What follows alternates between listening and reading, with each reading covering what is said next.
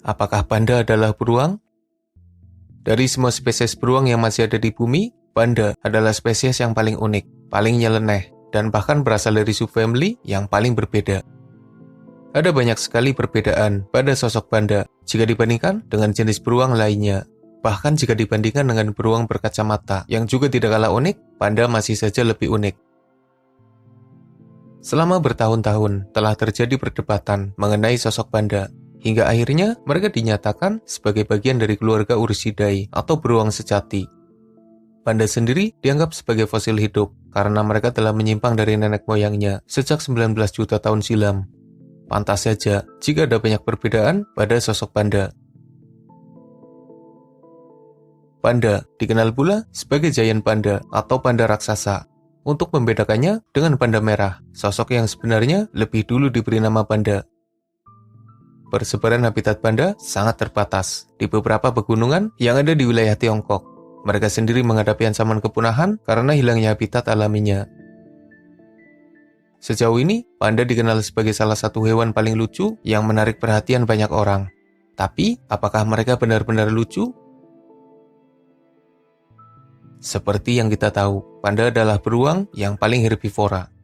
Ketika beruang lain punya menu makan yang beragam, campuran antara daging dan tanaman, panda malah punya menu makan yang nyeleneh, di mana bambu jadi makanan utama mereka. Sebenarnya, menu makan panda yang 99% adalah bambu bukan masalah bagi mereka. Toh selama jutaan tahun, mereka masih hidup normal dengan asupan gizi dari bambu. Masalahnya, gizi yang berasal dari bambu memang terbatas, dan dalam kondisi tertentu malah dianggap kurang. Normalnya, panda melahirkan satu bayi, tapi ketika induk panda melahirkan lebih dari satu bayi, maka hanya satu bayi saja yang dirawat, sementara bayi lain ditelantarkan oleh induknya. Perilaku induk panda yang menyebabkan pertumbuhan populasi mereka susah berkembang. Apalagi, musim kawin bagi panda betina hanya sekitar 3 hari dalam 1 tahun. Itu adalah waktu yang sangat terbatas.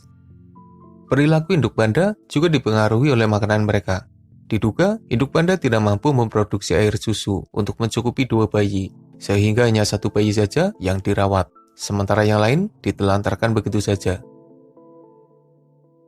Kemampuan yang terbatas itu disebabkan karena makanan mereka yang berupa bambu. Seperti yang sudah admin bahas, makanannya bisa mencukupi kebutuhan gizinya, tapi sangat terbatas. Dan ketika punya bayi kembar, maka gizi dari bambu tidak mencukupinya. Eliminasi induk hewan terhadap buah hatinya bukan hanya dilakukan oleh induk panda. Beberapa hewan juga melakukan hal serupa, di mana mereka menyingkirkan atau mengabaikan anaknya yang dianggap lemah, bahkan memakannya. Meski terbilang kejam, tapi seperti itulah cara hidup mereka yang sesungguhnya.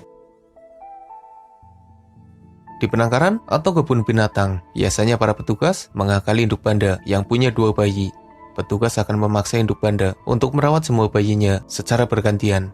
Sejauh ini, akal-akalan itu berhasil. Karena ketika induk panda punya 2 bayi, keduanya bisa selamat dan dirawat oleh induknya secara bergantian. Ya meski, sang induk sebenarnya tidak tahu jika ia sedang merawat 2 bayi. Bayi panda sendiri terlahir dalam kondisi yang sangat lemah, dan jadi salah satu bayi hewan yang paling tidak berdaya. Mereka lahir dalam ukuran yang begitu kecil, matanya tertutupi selaput hingga 2 minggu, dan baru bisa bergerak aktif setelah beberapa bulan. Bayi panda sangat bergantung pada perawatan dari sang induk, tapi sayangnya beberapa induk malah mengabaikannya ketika punya 2 bayi. Ukuran bayi panda yang begitu kecil itu juga kadang jadi masalah, karena dalam beberapa kasus, induk panda yang ceroboh malah menimpa bayinya, dan bisa ditebak, bayi itu langsung wassalam.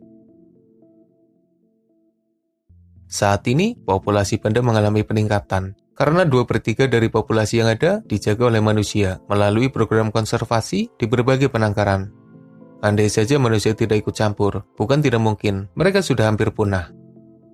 Dari populasi sekitar 1000-an di tahun 80-an silam, kini populasinya meningkat hingga kisaran 1800-an. Itu adalah peningkatan populasi yang sangat baik. Dengan program konservasi besar-besaran, panda bisa terhindar dari kepunahannya. Tapi di balik semua itu, ada biaya besar yang harus dibayarkan. Memelihara seekor panda membutuhkan biaya yang banyak dan perawatan mereka terbilang ribet. Untuk memelihara panda dibutuhkan kandang besar dengan penataan yang nyaman. Petugas juga harus siap siaga untuk membersihkan dan memastikan kondisi kesehatannya. Belum lagi jika membahas biaya makan panda. Makanan utamanya adalah bambu muda, dan bambu yang dimakan panda adalah bambu khusus. Bambu pilihan yang jadi makanan panda harganya lumayan mahal dan susah didapat. Ada cerita menarik di kebun binatang Skotlandia, di mana dulunya mereka memelihara 2 ekor panda. Masalahnya, pihak kebun binatang kesulitan mendapat bambu untuk memenuhi kebutuhan makan panda. Porsi makan seekor panda dalam sehari sekitar 40 kg, dan dengan 2 ekor panda, maka butuh sekitar 80 kg bambu segar. Pihak kebun binatang harus mengimpor bambu dari Cina, dan bahkan coba menanam di Skotlandia demi bisa memenuhi kebutuhan makan pandanya. Tapi mereka kerepotan dan menghabiskan banyak biaya, hingga akhirnya mereka menyerah dan mengembalikan panda itu ke Cina. By the way, biaya perawatan 2 ekor panda bisa mencapai 1 miliar rupiah dalam 1 tahun. Itu adalah biaya yang sangat mahal. Sebagai tambahan informasi, karena habitatnya yang ada di wilayah Tiongkok, maka semua panda yang ada di dunia dimiliki oleh pemerintah Tiongkok. Tapi karena jadi beruang paling populer dan salah satu hewan yang paling disukai, beberapa kebun binatang yang ada di luar Tiongkok ingin memiliki panda sebagai koleksinya. Dulunya, pemerintah Tiongkok memberikan panda kepada beberapa negara sebagai hadiah persahabatan. Tapi kebijakan itu berubah. Pemerintah Tiongkok hanya menyewakan panda kepada negara yang punya hubungan dekat. Kalau tidak salah, biaya penyewaan panda sekitar $1 juta per tahunnya. Panda dianggap sebagai simbol diplomatis oleh pemerintah Tiongkok. Mereka sadar bahwa hewan itu punya peran yang sangat penting, bahkan bisa memberikan pemasukan yang banyak bagi negara. Image-nya yang lucu dan menggemaskan memang jadi daya tarik tersendiri bagi banyak orang. Seakan mereka adalah hewan jinak yang manja. Tapi mereka tetaplah beruang, dan seperti yang kita tahu, beruang adalah hewan yang sangat berbahaya. Meski punya banyak perbedaan dengan beruang lainnya, tapi panda tetap saja punya ciri khas beruang. Mereka punya taring tajam, mereka bercakar, tubuhnya kuat, dan mereka berbahaya. Ada beberapa kasus serangan panda kepada manusia, biasanya terjadi pada petugas yang ada di kebun binatang. Entah karena stres atau masalah lain, panda yang dianggap lucu dan menggemaskan itu berubah jadi sosok yang sangat mengerikan. Serangan mereka juga berbahaya. Cakar dan taringnya bisa saja melukai atau bahkan menyebabkan kematian bagi manusia. Jadi, apakah mereka masih terlihat sebagai sosok lucu menggemaskan yang bersahabat bagi manusia?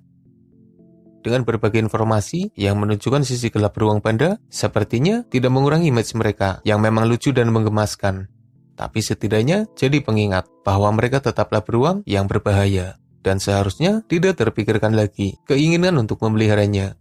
Selain butuh banyak biaya, mereka juga tidak bisa dipelihara sembarangan.